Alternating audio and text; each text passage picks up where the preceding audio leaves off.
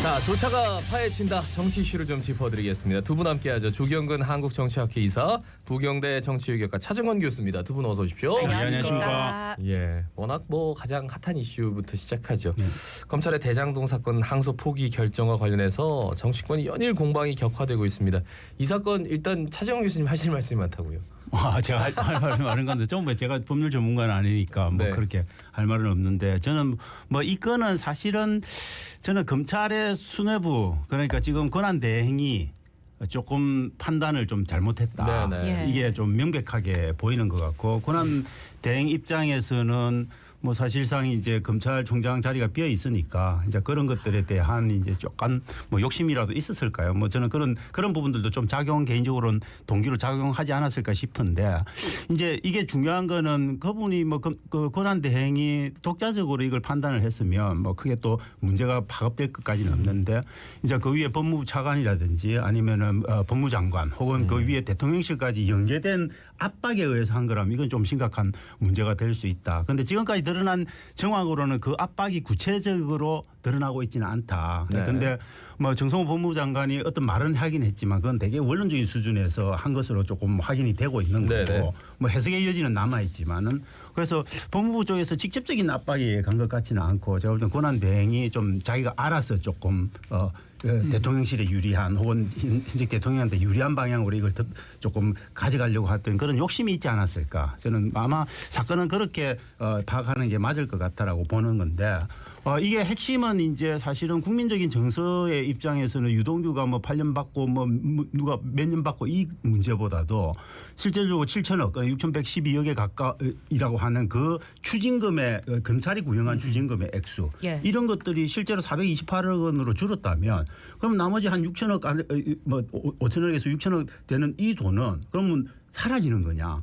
이게 이제 국민 정서에 전혀 받아들이기 어려운 거죠. 그런데 이 문제는 우리가 명확하게 봐야 되는 거는 이번 재판에서 가장 핵심적인 거는 뇌물죄와 혹은 그 배임죄가 네네. 이 죄로서 범죄로서 성립되느냐 이 부분에 대한 판단이 있었는데 사실 뇌물죄와 배임죄가 범죄로서 성립되는 조건을 갖추지 못한 게 확인이 되는 거거든요. 네네. 그러면은 그렇다면 이게 6천억에 대한 혹은 7천억에 대한 이 추징이라고 하는 게 법리상으로 쉽지 않은 사건인 거죠.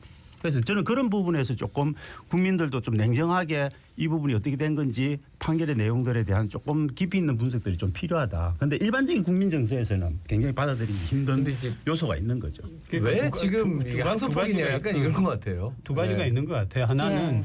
이제 다 아는 것처럼 이재명 대통령이 성남시장으로 있으면서 이 일에 관여가 됐느냐 하는 그런 이슈의 부분. 네네. 그런데 지금까지 우리가 지난번 방송에서도 이야기했지만은 아마 밑에서 실무진에서 했을 거다라고 하는 얘기가 나왔었고요. 그런데 이제 실상이 어떠냐라고 하는 건 여전히 이제 보수와 진보가 있고 하니까 국민적인 관심이 돼 있고 또 하나는 7천억으로 흔히 말되고 있는 그런 돈이 어디로 갔느냐라고 하는 거죠. 7천억이라고 하는 돈이 민간 사업의 부분이긴 하지만 굉장히 큰 돈이잖아요. 예. 이걸 지금 누가 들고 갔다면 이건 회수를 해야 되지 않느냐라고 하는 게 국민 정서라고. 그런데 그건 회수하기 어려운 돈이에요. 그러니까. 왜냐하면 회수하려면 범죄라고 하는 게 특정되고 그 범죄의 대가로 뇌물로 주고받아진 사실이 있어야 되는데 그러니까 대가성에 대해서 그 돈은 명확하게 뭐냐면 이건 부동산이 급등하기 전에 예상할 수 없었던 수익이 생긴 겁니다. 네네. 그걸 범죄로 어떻게 특징을 하고 추징을 하겠습니까? 그러니까 이제 그럼에도 불구하고 제가 국민적인 정서라고 말하는 거는 7천억이라고 하는 어마어마한 수익이 났는데 예. 이게 말하자면 공공적인 곳으로 갔어야 되지 않느냐라고 하는 생각들이 있다라고 하는 사실이죠. 그건 또 명백한 거니까. 그러니까 그 돈의 출처는 그러니까 어떻게 흘러가는가를 또 말씀을 해야 된다 예. 이 말씀이세요? 네네. 예.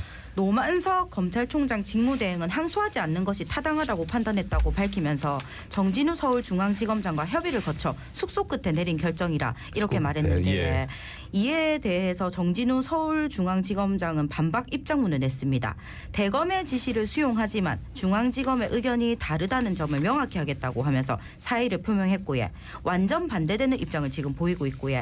또 노 대행은 항소 포기 결정에 관해서 대검 내부의 용산과 법무부의 관계를 고려해야 했다고 설명한 것으로 알려졌는데 어째 봐야 될까요? 저는 정진호 서울중앙지검장은 눈치가 아주 빠른 사람인 거죠. 자기가 서울중앙지검장으로서 할 수 있는 가장 유리한 선택을 해서 지금 보여주고 있다. 예, 예. 마치 어떤 그 권한대행으로부터의 압박이 있어서 자기는 어쩔 수 없이 결정한 것처럼 그래서 자기는 그 모든 책임을 지고 내 밑에 있는 후배 검사들을 위해서 혹은 검찰 조직을 위해서 내가 옷을 벗겠다 이런 모습들을 보이는 거 아닙니까? 이런 건 좀 거의 뭐 검사가 정치를 하고 있다 그렇게 봅니다. 거의 정치적 쇼에 가깝다라고 볼 수 있는 거고 노만석 검찰총장 권한 대행이 제가 볼 때는 이제 저는 그 결정의 거의 주체에 가깝다라고 보는데 뭐 물론 법무부로부터 어떤 뭐 사인이 있을 수는 있지만 그것을 이제 그렇게 긍정적으로 그렇게 해석하고 아마 그런 결정을 했을 거라고 보는데 저는 노만석 검찰 권한 대행이 한마디로 말해서 좀 부적절한 짓을 했다. 그리고 너무 지나치게 어떻게 보면 좀 대통령실의 뭐 눈치를 보고 뭐 그런 결정을 했을 가능성이 있어서 이거는 뭐 개인적인 차원에서 그 검찰 권한 대행 정도 수준에서 정무적인 감각이 모자라도 너무 모자란다. 이건 어떻게 보면 대통령실 입장이 그런 변명을 하는 거 아닙니까? 아 우리가 이걸 할 이유가 뭐 있냐? 이거 엄청나게 우리한테 부담되는 건데 이 짓을 왜 하겠냐라고 이야기를 하는 겁니다. 그럼 그 말은 그냥 검찰 권한 대행이 그런 짓을 한 거예요, 사실은. 정권에 엄청나게 제가 볼 때는 부담이 되는 짓을 해버린 거죠. 예. 앞으로 어떻게 수습될지는 알 수 없지만 저는 수습의 가닥을 잡기는 굉장히 쉽지 않다 그렇게 봅니다. 그러니까 첫 재판에서 나온 결론이 수사검사의 입장에서 볼 때는 말도 안 되는 소리다. 이건 실체가 제대로 가려지지 않고 이 정도를 말하자면 다시 내놓아라라고 하는 거는 그래서 이건 안 되기 때문에 이거는 항소 제기를 해야 된다라고 하는 게 수사를 하던 검사의 만장일치였다라고 나오지 않았습니까? 그런데 그걸 막아버렸다라고 하는 거죠 지금. 근데 만약에 막는 게 아니라 그런 부분에 있어서 뭐 정직하고 자신이 있고 그랬다라고 하면 계속 갔어야죠. 근데 막으니까 지금 모욕이 생기는 거예요. 근데 문제는 막으려고 제가 볼 때 그 노만석 검찰 권한 대행 입장에서 막아야 된다고 생각을 했던 이유가 뇌물과 배임에 대한 1심에서의 무죄가 나온 건데 그 무죄를 사실은 무죄로 안 만들고 계속 유죄를 만들려고 하는 쪽은 누구냐면 검찰 조직인 겁니다. 이걸 검사를 했던 분인데. 그런데 문제는 그 검찰이 그걸 조사하는 수사하는 과정에서 엄청나게 나쁜 짓을 한 거 아닙니까? 지금 그 수사를 사실 조작한 거나 마찬가지 진술 조작을 다 한 겁니다. 그럼 그 원인 행위 그런 것들을 유죄로 특정해서 검찰이 구형을 내리는 그 원인 행위가 굉장히 잘못됐다라고 판단을 하고 있는 거예요. 그래서 저는 그런 부분에 어떤 판단들이 조금 들어가지 않았을까. 그래서 이거는 원래부터 죄를 없는 죄를 만들려고 한 거기 때문에 이 단계에서 검찰이 반성하고 스톱해야 된다라고 하는 인식을 가질 수 있는 거죠. 잠깐 뭐 지켜보면 노만석 검찰청장 직무대행이 어떻게 보면 이게 더 가서는 우리 검찰 조직에 썩 이롭지 않다. 그렇게 판단했을 그렇게 해서 발을 뺐다. 예, 저는 그래서 아마 검찰 수사권에 대한 수사지휘권이나 이런 부분에 대해서 조금 검찰이 얻을 수 있는 것들을 이런 것들 조금 얻는 게 좋지 않을까. 아마 저는 검찰을 조금 아끼는 마음에서 아마 검찰 권한 대행이 그런 약간 정무적 감각이 흐린 판단을 했을 수도 있다. 근데 저는 그러니까 이게 검찰이라고 하는 게 행정 조직이잖아요. 사실은 이게 사법적인 것을 하지만은 근데 지금 현재 유죄냐 무죄냐 유죄라고 할 경우에는 어느 정도냐라고 하는 부분인데 그런 것을 해 나가는 과정에서 검찰 자체가 좀 이롭지 않기 때문에 이걸 이렇게 무마시켰다라고 하는 게 말이 돼요? 그러니까요. 제가 여쭤보고 싶은 거는 대통령실에 이제 법무장관 정성호 법무장관도 그 분명히 소통을 하고 있을 거예요. 검찰하고. 그렇죠. 근데 사실 검찰 개혁 문제 가지고는 굉장히 좀 많이 소통도 하고 막 태스크포트도 만들고 했는데 그러니까 일선 검찰에서 어떤 식으로 그 의견이 올라오면 다 보고가 될 거 아닙니까? 그런데 결국은 법무장관 나도 몰랐다라고 얘기해버리면 사실 그 상명하복 구조잖아요. 이 체계 자체가 약간 지금 무너지고 있다? 물론 지금 검찰개혁 때문에 검찰과 지금 정부가 굉장히 좀 첨예하게 대립하는 상황에서 근데 어쨌든 국가 조직은 계속 굴러가야 되는 거잖아요. 그런 면에서 분명히 좀 비판 여지가 있을 것 같아요. 저는 근데 그런 보고를 받고 있고 은연중에 그런 의사를 비쳤을 수도 있지만 이 모든 것들은 사실은 비공식적으로 확인되기 어려운 겁니다. 그렇겠죠. 공식적으로 확인되는 거는 저는 법무부 장관이 검찰총장에 대해서 할 수 있는 옛날에 추미애 윤석열 관계에서 했었던 그런 수사지휘권 이런 것들이 기본적으로 발휘됐다. 그런 건 아니죠. 그런 건 아니기 때문에 저는 그 관계를 뭐 세밀하게 따지기는 저는 쉽지 않을 거라 그렇게 봅니다. 예. 그럼 다음 소식 바로 넘어갈까요? 예. 자, 다음 소식. 이게 굉장히 길었네요. 네. 그 국민의힘 그 얘기만 해볼게요. 이재명 대통령 배우를 지목하면서 지금 계속 연일 뭐 십자포화를 쏟아내고 있습니다. 대통령실 뭐 이번 사안 대통령실과 무관한 일이다 선 그었고 민정라인 역시 항소 포기 결정 후에 통보만 받았을 뿐이다.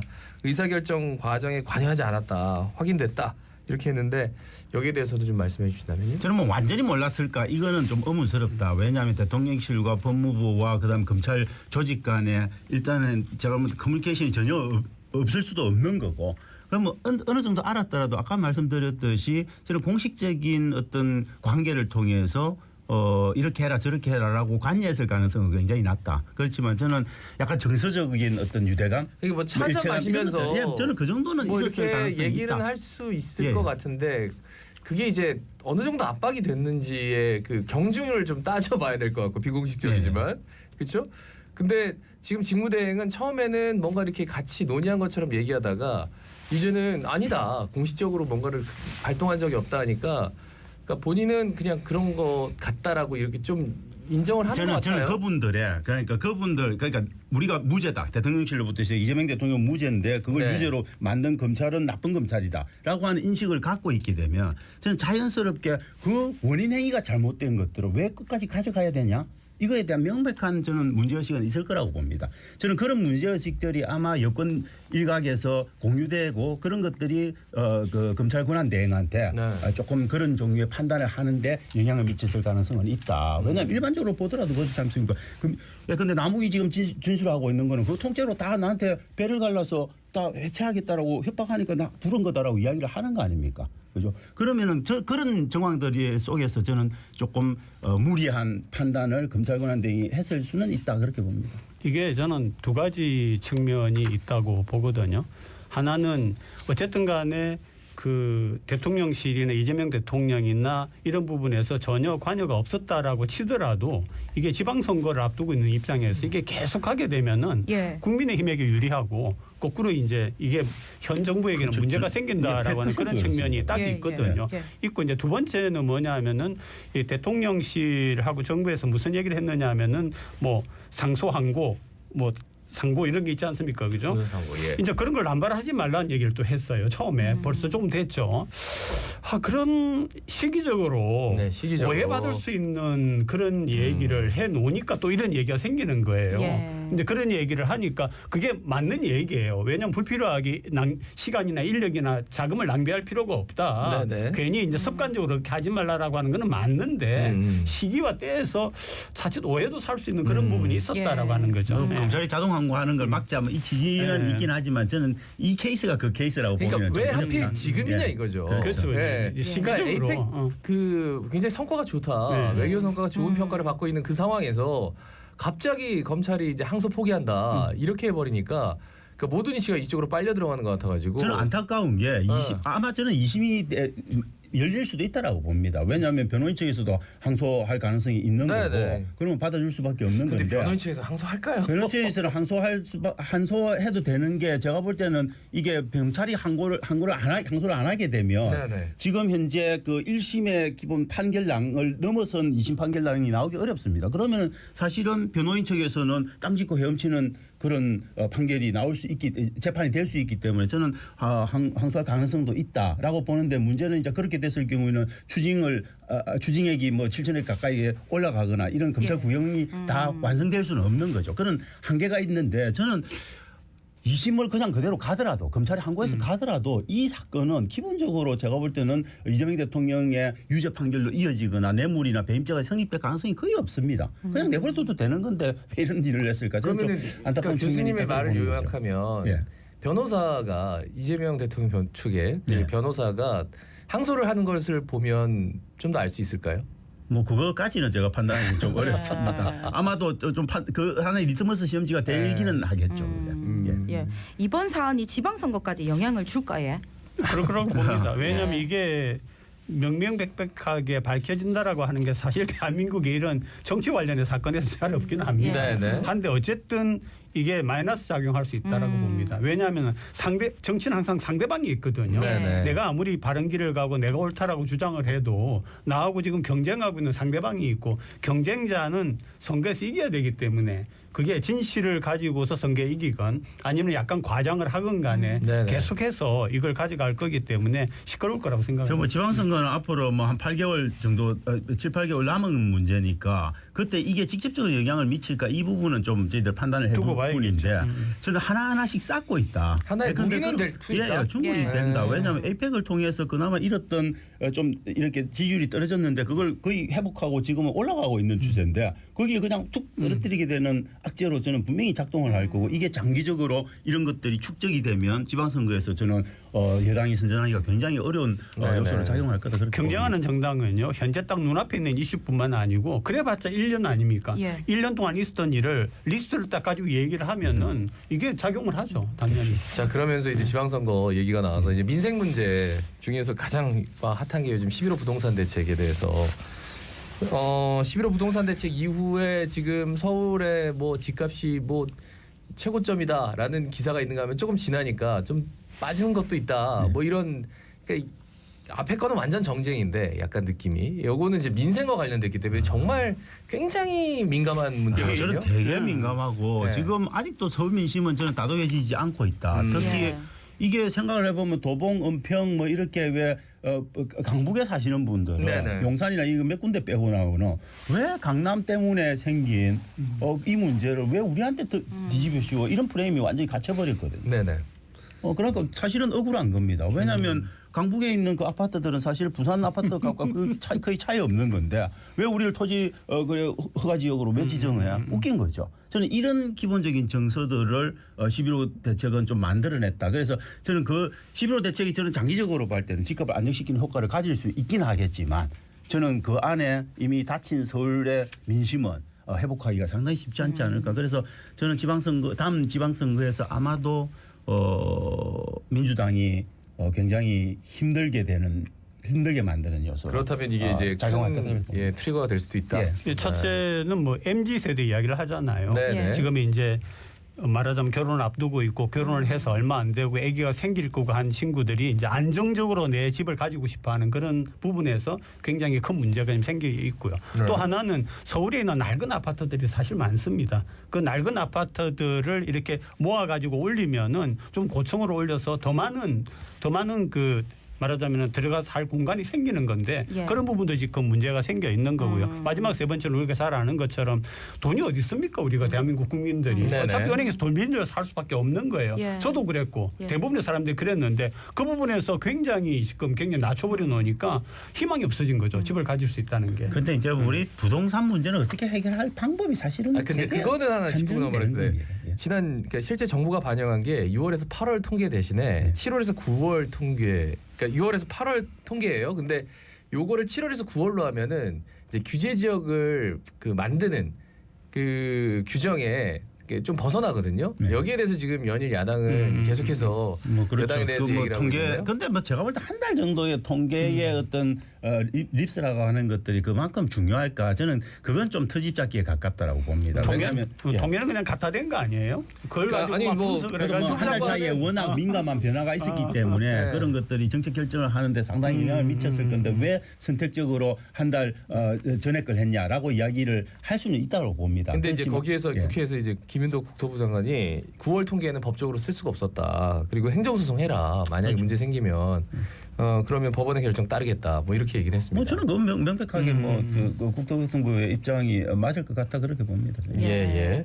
그러고 이재명 정부는 내년 지방선거를 마친 후에도 부동산 보유세를 인상하지 않겠다고 밝혔습니다.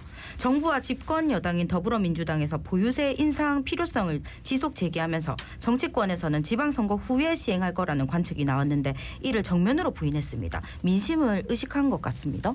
저는 보유세 건드리면 그거는 뭐 핵폭탄이라고 봅니다. 그래서 선거를 아무리 매끈데 뭐 계획적인 방향에서 이재명 정부가 가야 된다 하더라도 정부 입장에서는 지방선거를 앞두고 지금 보유세를 만진다. 이건 상상하기 어려운 겁니다. 저는 일각에서 자꾸 보유세 문제를 이야기를 하는데 네네. 당연히 그거는 제가 볼 때 선거 지나고 조금 더 시간적인 여유를 두고 하는 게 저는 정부적인 측면에서는 맞다 그렇게 봅니다. 뭐 저는 예를 들면 이제 특정 그러니까 이제 아주 잘 사는 분들이 있지 않습니까? 네네. 또 같은 이제 주택이나 아파트를 갖고 살더라도 말하자면 큰 걸 가지고 사시는 그런 분들, 네네. 그런 분들은 여유가 있지 않겠습니까? 뭐 서민 같은 경우에는 보유세 올린다 그러면 얼마나 이게 큰 부담이 됩니까? 그렇지만 이제 그래서 좀 선별적으로 상위 어떤 계층에 대해서는 그들이 좀 호화적인 그런 생활을 한다고 할 때는 보유세 올릴 수 있죠. 네네. 우리 조 교수님. 야 보유세 이거 진짜 지방선거 저는 상관이 없으니까. 저는 예. 한 10% 포인트 정도 지지율이 툭 떨어질 겁니다. 아 서울은 네. 집값이 진짜 비싸긴 비싸더라고요. 예. 그 보유세 하면은 뭐 몇 %만 해도 이게 정말 엄청나죠. 내 주머니에 네. 돈 나가는 지금 얼마나 경제 어렵습니까? 그 부산 얘기를 좀 해보겠습니다. 서울시장, 부산시장 선거가 승패를 가를 핵심 무대가 네. 결국 부산이 됐어요. 네.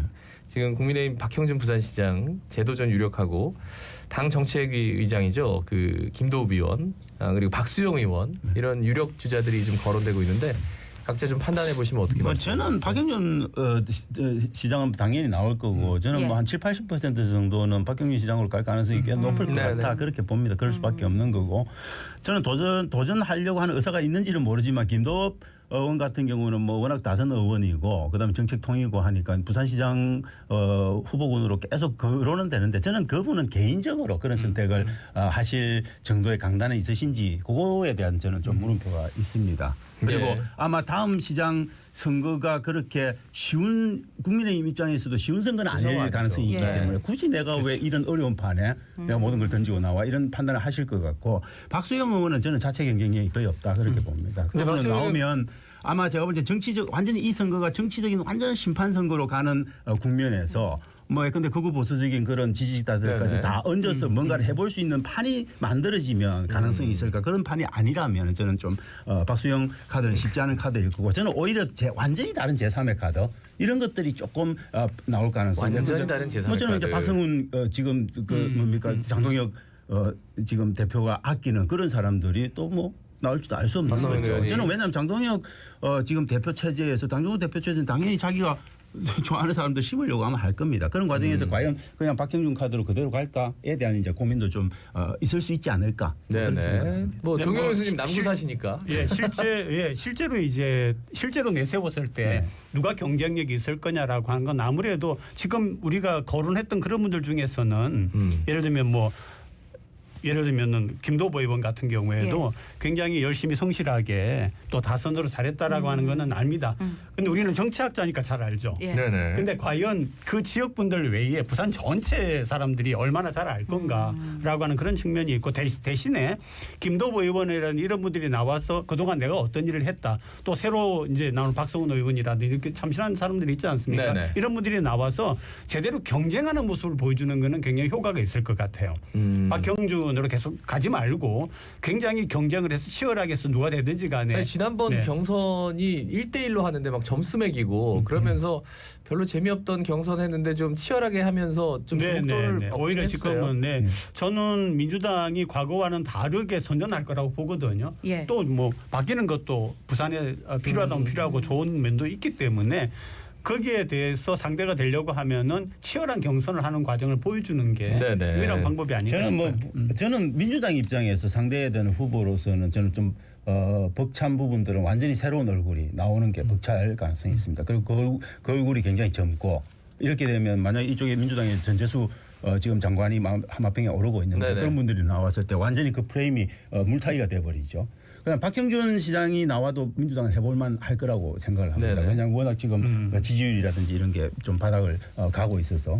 그런데 박수영 의원 나오면 아마 제일 좋아하지 않을까? 제가 개인적으로 그렇게 또 이렇게 생각합니다. 왜 그러세요 또? 저는 멘탈을 그건 명백하게 왜냐하면 프레임이 명백하게 일단 딱 국민의힘 얘기 여기까지 맞서는 하고 거예요. 예, 예. 시간이 좀 모자라서 예. 민주당은 지금 좀 한 사람으로 좀 모아지는 것 같아요. 예, 전재수 해양수산부 장관의 출마 가능성이 지금 한층 더 높아진 분위기인데 어째 보십니까? 뭐 저는 한 8부 능선, 9부 능선은 예. 넘어섰다라고 봅니다. 그러니까 말씀은 그렇게 하시더라고요. 예. 누가 부산시장 후보가 될지 모르겠지만 이러면서 이제 자기가 될지 모르겠지만 뭐 이런 말씀을 하시겠죠. 그런데 이제 그 전제라고 하는 거는 해양수산부 이전을 완벽하게 연내에 마무리하고 네. 적어도 1, 2월 달 정도까지는 아무 이상 없이 정착을 시킨다는 게 전제가 되는데 지금 이제 해수부 이전 속도나 이런 것들을 봤을 때는 아마 그건 가능하지 않을까. 최소한의 기본 틀은 잡고 아마 나오실 수 있을 것 같다. 그러면은 거의 저는 100% 가깝게 나오지 않을까 생각을 합니다. 저는 이제 언론 보도를 보면서 처음에 좀 놀랬던 게 지역 균형 발전에 대한 계획을 지금 세워가지고 내년 정도에 실시한다. 이걸 언뜻 잘못 봤어요. 예. 그 뒤를 읽어보니까 이제 해수부 이전 같은 거는 연내한다 이렇게 이제 되어 있더라고요. 그래서 네. 해수부 이전 같은 것들이 연내에 제대로 실현된다라고 하면은 상당히 이번에 재미있는 선거가 되겠죠. 그런데 이제 이 전재수 장관이 만약에 부산시장 후보로 나오게 되면 민주당은 약간 제가 볼 때는 경선 자체가 아마 불가능해지지 불가능하죠. 않을까. 거의 제가 볼 때는 추대에 가깝게 갈 예. 가능성이 있는데 딱 한 후보는 이재성 후보가 지금 이재성 후보는 사실 갈 데가 별로 없어요. 그러니까 결국은 부산시장에 목숨을 걸 수밖에 없는 상황이기 때문에 아마 이재성, 전재수 정도의 매치, 네네. 경선 매치 정도가 만들어지지 않을까. 그 외에 최인호 의원이나 제가 볼 때 박재호 의원이나 우리가 상상 가능한 그런 분들은 쉽게 나서기 어렵다. 전재수 장관이 만약에 나서게 아, 근데 더 된다면. 재밌는 질문 좀 드리려고 그랬는데 지금 북갑이 예. 이제 북구갑이 비잖아요. 만약 예. 전재수 해수부 장관. 그러면서 야당에서는 조국혁신당 대표, 조 전 대표 나오고 여당에서는 예.